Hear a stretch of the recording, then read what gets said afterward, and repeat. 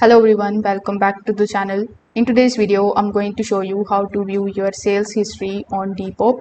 So first of all, you need to come here on depop.com and then simply sign in into your account. Now over here, click on your profile icon on the top right hand corner, then simply select the option of your selling hub. Now over here, you can just simply select the option of stats from the menu on the left hand side in order to see your shop's sale performance.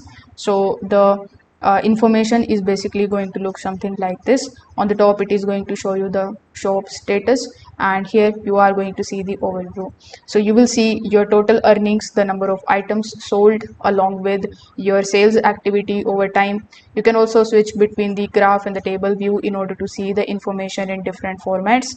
Now you can also download it, so you are going to see the download option over here, and you can download this report in CSV file or in PNG.